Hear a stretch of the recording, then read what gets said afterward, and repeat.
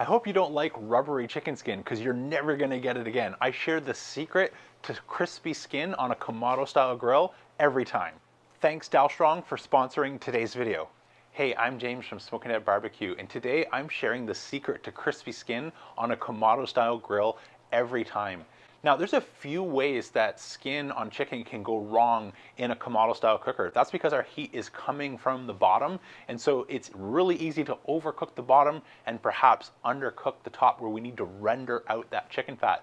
So I'm going to show you a couple tips and tricks that will set you down the path of success every time. And so that's the first step we're going to do. Is we're going to dry brine this bird and leave it in the refrigerator uncovered overnight. So I'll take you back to yesterday when we started this cook, show you how to build our rub, salt and pepper with that Lowry's and a little bit of garlic added in.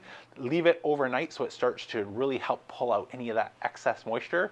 And I'm going to do a different take on my double indirect method. Now, I've shared this a bunch of times, and if you haven't heard it, the punchline here is we are helping change the characteristics in our Kamado style grill. If we use, just the SloRoller, for example, there's a lot of heat coming up from the bottom, and the temptation is to overdo the bottom while not getting that good clean combustion and enough heat in our dome to cook the top. So there's three different heat sources we can play with.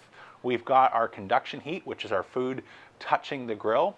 We've got our convection heat, which is hot air moving throughout the grill. And then we've got that radiant heat that is trapped in the ceramics and coming back down and adding some extra cooking to our food. And that's really the unique property of a Kamado style grill over many others. They all have these three properties just in different degrees.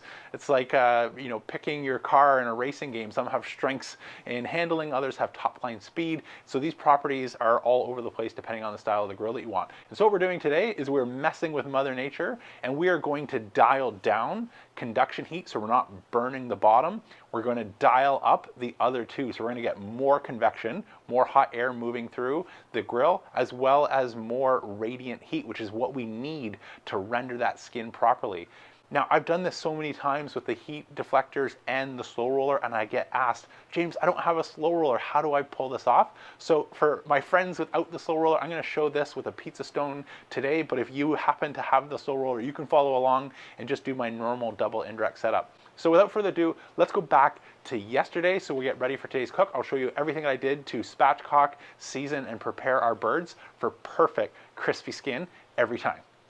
So first we're going to make a simple rub. Now, instead of it being equal parts pepper and equal parts salt, we're going to do the one that I've shared before, which we're going to split the salt between Diamond Crystal Kosher salt as well as some Lowry's.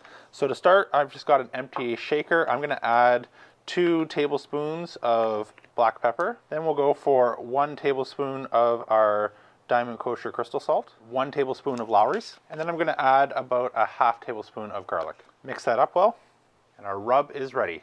So now that we got our rub ready, it's time to prepare our chickens. And so although I'm only going to do one today, I'm going to prepare, this is a 3-pack I picked up from Costco. I like to prepare them, season them, and I'm going to vac seal them and throw them in the freezer so they're ready to go for next time. So I'm going to do 2 spatchcock style and 1 I'm going to leave as a roaster so we can throw it on a rotisserie. I'll bring you nice and close while we go fast forward. We're going to pat all 3 of them dry with paper towel, try and get as much of that excess moisture from the packing material out of them so that when we put on our dry brine rub and put those in the refrigerator overnight, that our skin helps dry out and give us a nice crispy skin when we get ready to cook it tomorrow. So I'll bring you fast forward while we get these chickens ready for tomorrow's cook.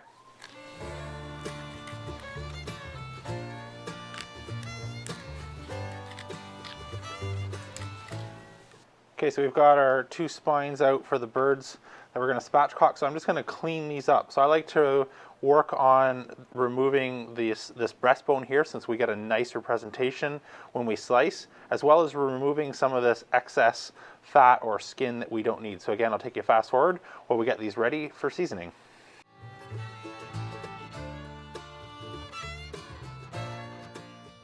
So just like that, we're able to remove this center piece. So when this is fully cooked, we'll get much nicer slices out of our breast section. Will make it a lot easier. You could really go to work if you want and remove the rest of the rib cage, but I still find this is good enough to get some amazing slices if we get this piece out.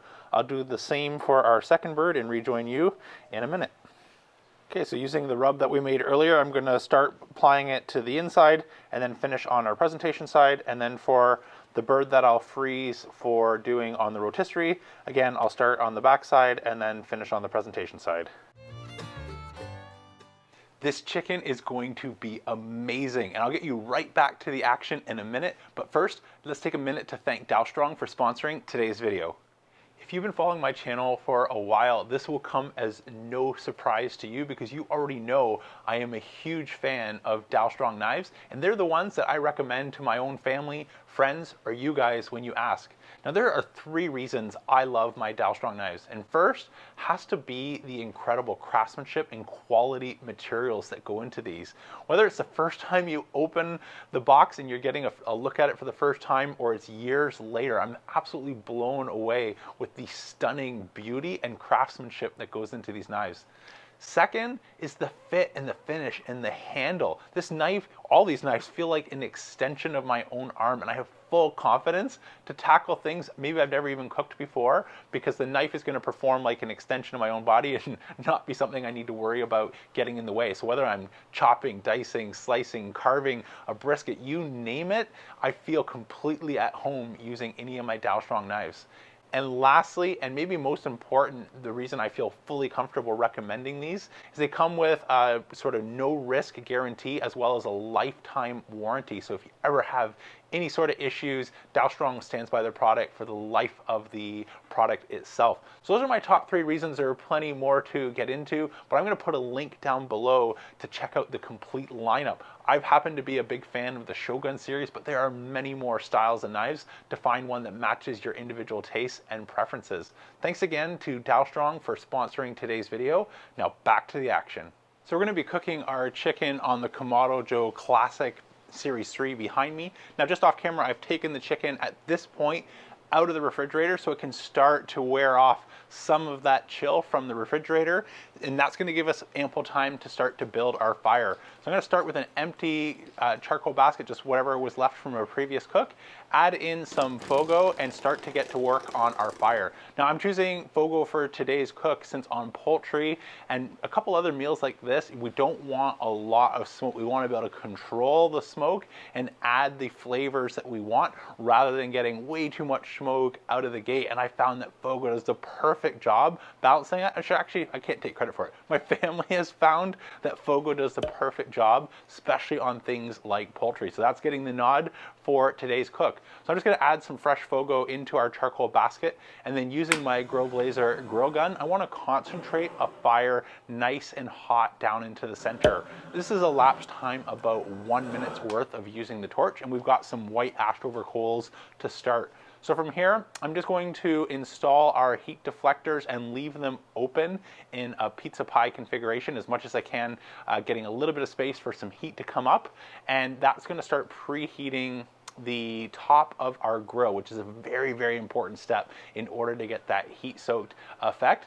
And we're just going to let that continue to gain some temperature until I see about 400 degrees Fahrenheit before we start to push those together and add our pizza stone. So I'll rejoin you once the grill is ready and we get our chicken on, insert our meter probe, and get on with some amazing crispy skin chicken. Okay, our grill is reading just over 400 degrees and it's passing the hand test, which is really important, which is when I put my hand on that, I don't want to hold it there very long so I know that our dome is getting heat soaked. Okay, our grill has stabilized right around 475 degrees, so that's going to be perfect. We're aiming for 450. I'm not worried about 25 degrees difference. So let's grab our chicken, insert a meter probe, and I'm going to track the breast, and I'm going to set the alarm a little bit early just so I can keep a check on things. So around 155 degrees Fahrenheit, even though we're going to let that go to about 160, 165 when it's all done in the rest. According to the meter probe, our chicken is about the halfway point. And so I am gonna go for adding a little bit of smoke. I normally don't love this on poultry, but I've been so blown away with the ash drawer smoking hack that it's just added the perfect balance of smoke to everything. If you haven't seen that video, I'll put a link down below to my Kamado Joe 101 playlist. It'll expand on the hows, whys, whats of this method. But the punchline here is we're gonna open up our drawer, add in just a little bit of alder for smoking wood. I'll rejoin you in a minute. Okay, our meter probe says our chicken is done, and this looks like a success. I can't wait to dig in and see if we've nailed that skin, but from the looks, I think it is on the money.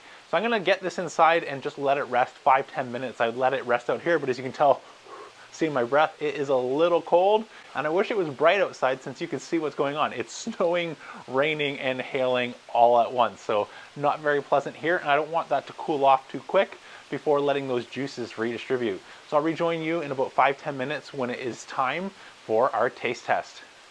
So while we're waiting for our incredible looking chicken to rest a few minutes, I thought I'd take advantage of having my Thermapen IR. This has been one of my favorite new product discoveries of 2021 since it combines what I already have two of, Thermapen MK4, so that's the older version before the one. But what they've added that made it totally worth adding a third of the same thing is this infrared reader. So this is going to allow me to check the temperature of our surfaces. And so what I want to bring you nice and close now, I haven't looked yet, is check the surface of our pizza stone. So we'll remove our grids and see what that ceramic's reading, pull it off, and then I'm going to check the ceramic of those heat deflector plates. So if we can see if our double indirect method is helping provide a good degree of separation here in terms of temperature that is being radiated up onto our food, which is what I've noticed when we've done things like brisket, ribs, and hopefully soon this chicken, where we're not getting an overdone bottom and an underdone top.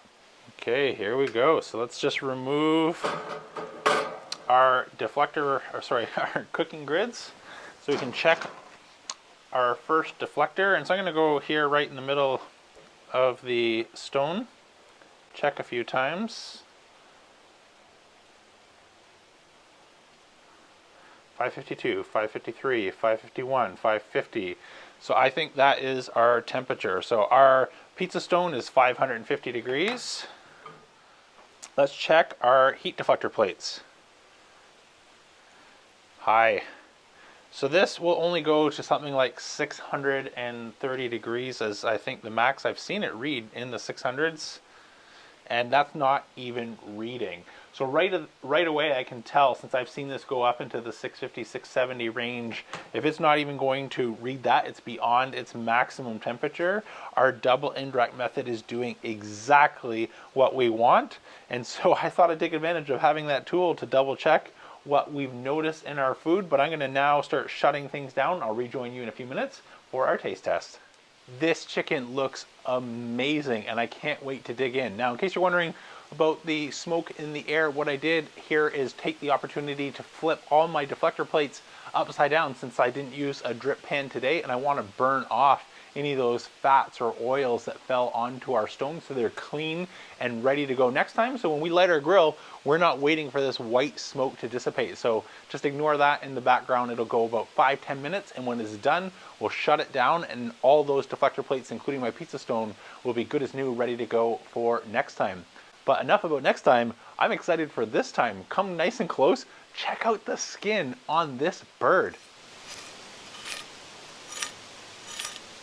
So this is where the benefit of the work that we did earlier is going to allow us to go right down the middle instead of hitting that breastbone, as well as starting to take some slices horizontally out of our breast.